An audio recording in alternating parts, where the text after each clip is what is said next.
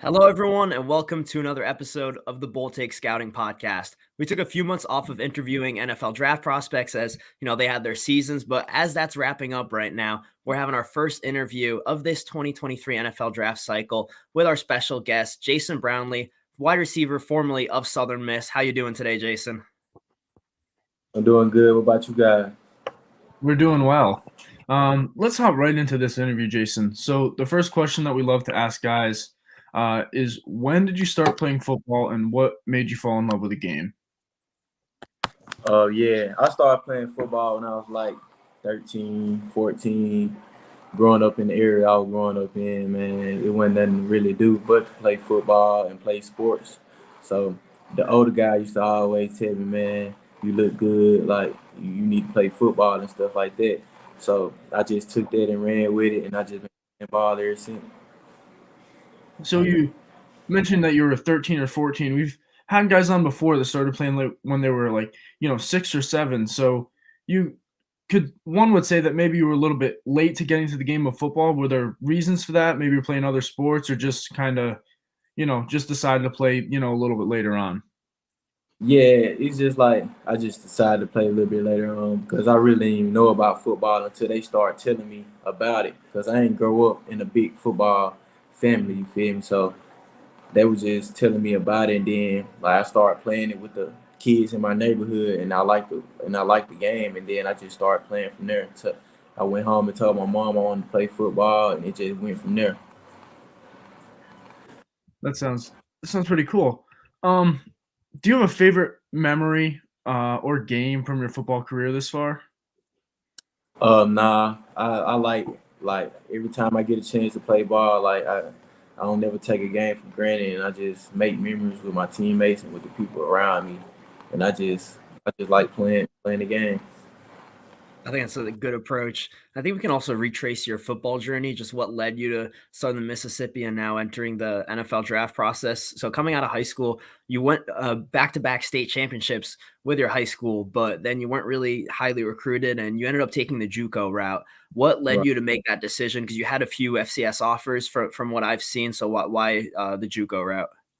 I took the JUCO route because I felt like I ain't getting enough exposure, and I feel like coming from a dominant running team, like teams wanted to see me like in a offense where they can see me as a true receiver. So Mhm. like I ain't get the exposure, so I feel like I can get bigger offers, and I just believed in myself, and I feel like the offers that I had coming out of high school, I could have got way better if I just go somewhere and like believe in myself and try to get bigger offers. So I chose to go to East Mississippi Community College.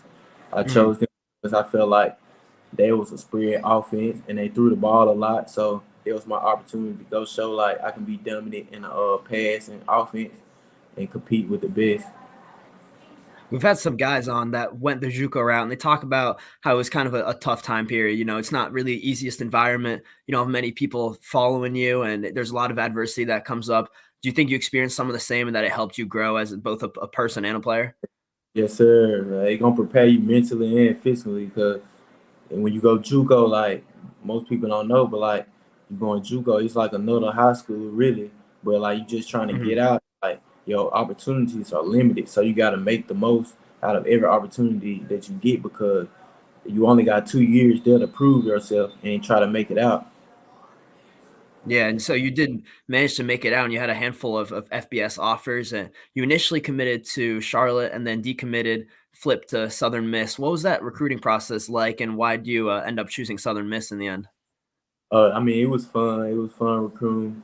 It was fun doing the recruiting process, and I just felt like I wanted to stay home so my family and all my family can come support me, and Mhm. also just my home state and like show the in-state like the other schools that didn't give me that chance and like didn't give me that opportunity to come to that school and show out. And I just wanted to go to Southern Miss and just make a name for myself there. I mean, it definitely seems like those other Mississippi schools really missed out because in 2020, when you started at Southern Miss, you were an instant contributor. You started 9 out of your 10 games. What went into being able to transition so quickly to a new team and a new environment? Just going in there on straight business time, going in there knowing that, coming out of JUCO, now I got 2 more years left to prove myself for the NFL. Thank God for the COVID year, but I went in there on the mindset of like I got to get this done. I got to learn the playbook. I got to know everything that's going on so I can start and so I can be a contributor right away and help the team out any way I can. So I just went there on business time, knowing that what I had to handle and like when no playing around, just straight to business.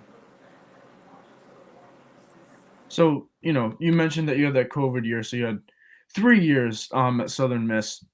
You've accumulated 2,000 receiving yards and 20 touchdowns, which are, top 10 at Southern Miss. So that's a really cool accomplishment. How important was it to you, and how important is it now that you've, become top 10 in both receiving yards and touchdowns? I mean, yeah, it's a blessing, and like, I mean, it just happened because ever since I was at Southern Miss, I really didn't have a consistent quarterback there, and like them numbers that I put up, like them just a scratch of the surface of what I could have been did if I Oh, yeah. had like a consistent quarterback. Like, so I'm just thankful and grateful like that I'm in the top 10, the top 5. But I know like if everything would have worked out as planned, it would have been I would have been top 1 for sure. But I mean, it's everything's still working out in my favor, and I'm still grinding hard and working hard, and everybody's seeing the work that I'm putting in, and just yeah. I mean, I was preparing this interview. I watched your tape first, then I went to do some background research, and I came across one article that said, there's been a lot of quarterbacks that have come through Southern Miss the last few years, and with some inconsistent Yeah, play, but they always end up throwing to the same guy, number one, Jason Brownlee. And I was like, yeah, yeah, that seems like what the tape was saying, indeed. And so you got to cap off your Southern Miss yeah. career with an offensive MVP performance in a win over Rice in the Lending Tree Bowl. How great was it to be able to end on that high note, and did you celebrate with your teammates accordingly?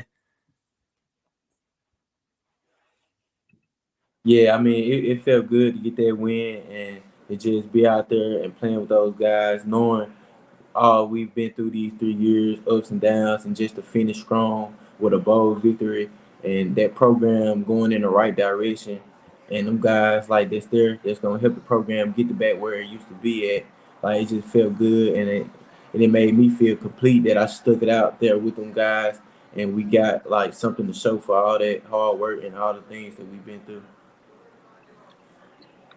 Yeah, and with your career at Southern Miss kind of wrapping up with that win in the Lending Tree Bowl, you started to kind of turn your attention towards the NFL draft. So, what have you started to do to prepare yourself for the NFL draft? Right. So I'm going to train at Exos in Arizona, and I'm Hmm. leaving out on the first and starting the second. So I'm gonna be going down there and be training for the next 8 to 7 weeks, and getting prepared for the combine, pro day, and all that coming up.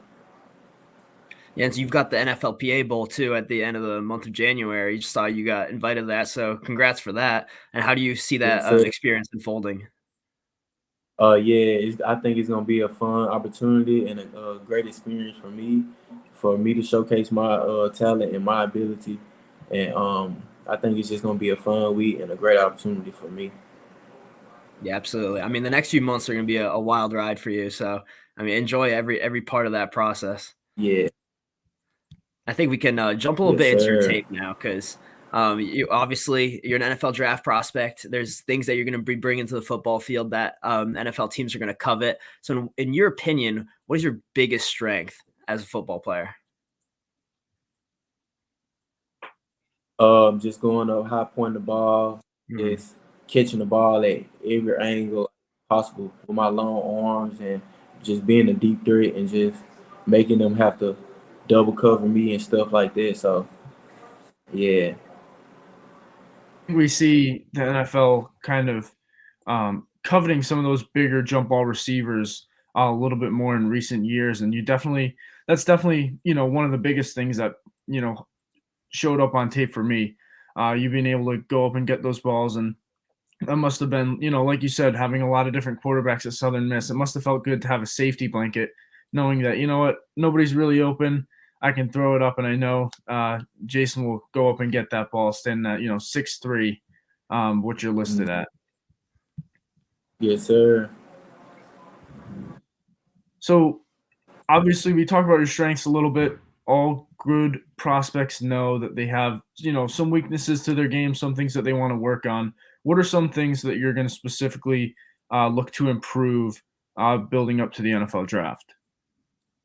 Just route running, route separation, and just like continue to work on my routes and getting better at creating separation at the top of my routes. And that makes a lot of sense because one thing that kind of plagues some wide receivers that shined in college is that your route tree is going to expand. The coverage is going to expand from the part of DBs. You got to really be able to step up your route running from college to the NFL. So definitely makes sense to focus on that. Right. So, when we started the interview, you talked about starting football when you're 13 or 14. And then you mentioned that, your high school team was a really run-dominant team. So I feel like you kind of really started to truly develop into a wide receiver pretty late. So I feel like maybe you still have so much growth potential, whereas other prospects have been playing since they were 5, 6, 7 years old in these pass-happy offenses nowadays. So would you consider yourself kind of a late bloomer as a wide receiver prospect? Yeah, I consider myself as that because I still got a lot to learn and a lot to improve on. And I ain't really never had a trainer or somebody in my corner to just teach me the ins and outs to playing receiver. I really had to Mhm. learn it on my own and just look up videos of how to do this and how to do that. So I really just been hard on myself and just motivating myself to just keep going and just like working on all the things that I need to work on until I get to where I can have somebody in my corner that know what they doing and they can lead me to become a elite receiver. Yeah, it makes sense. And so speaking of how you were looking at videos to kind of teach yourself, are there specific wide receivers in the NFL that you were looking at modeling your game after? Yeah, Anquan Baldwin, Kevin Mhm. Johnson, Randy Moss, all the old receivers in the past, Jerry Rice, and some of the new receivers too that just came in the game. I was just watching YouTube videos of them running routes and like Mhm. drills that they do. Cooper Cup, all them guys right there. Devontae Adams, like just taking stuff that they do in the game and working it before I play a game and trying to do the same stuff that they do in game. So yeah. Those sound like a good number of wide receivers that can Yeah. definitely add some things to your game. Um, Now, talking about the college side a little bit, who are some of the best college players that you've played against in your college career? Uh, Played against. You Or can give with? us Or played with. against or with if you like. Yeah. Uh, I don't know too many. I done played against a lot of good ones, but like not too many like ones that like really caught my attention. Like man, they got good and stuff like that. But I feel like So you know what I'm saying. When I step on the field, I feel like I'm the best player on the field every game. So yeah. No, I get that. That's a good approach. So let's spin it this way. On your team, who do you think is going to be making it to the NFL alongside you? Eric Scott and a Mhm. lot of those guys, those seniors that I just played with, man, they Tron Brooks. A lot of them, man, they just, you know what I'm saying, they was in that era where we had to grind it out and just, find a way. So them boys, they work ethic gonna take them a long way, and just continue to keep grinding. Absolutely. All right. So we like to end off on this question because it's a pretty inspirational note. What's the best piece of advice that you've ever received from someone alongside your football journey, be it a coach, a teammate, or a parent that's really motivated you and that sticks with you today? Just always take everything like it's a business approach. Like this interview right here, I can take this interview as like a job approach. Like Mhm. somebody might watch this interview and be looking for clues and looking for things about me. So I try to Yep. take everything as a business approach, and then just try to stay true to myself. I have a quick question we wrap up. So we were talking about some of your teammates. What about Frank Gore Jr.? He had the 329 rushing yards in the bowl game that you guys played in. Yeah. What was it like to see him rush for that many yards in a single game? Like I see it every day at practice. I see him Mhm. shaking people and just running crazy, running everywhere. But to see it live in the game, where it really count and where like everybody really watching him, it felt fantastic because I feel like I had a part to do with it too of them double covering me. So now it's a numbers game and everybody in the box. If everybody get their man in the box, then he gonna be out the back door and he gonna make the first man miss every time. So it was exciting to see, but I see him do that all the time, and like that's just what he do, man. Yeah, absolutely. I mean, maybe one day there's a crazy jersey swap between you and him in the NFL now. Wouldn't that be cool? Back up, man. All right, Jason. We appreciate the interview. Thanks for coming on. Good luck in your prep for the NFL Yes, draft. sir. We'd look to, see your name show up in the future. Yes, sir. Appreciate y'all, man. Thank you. All right.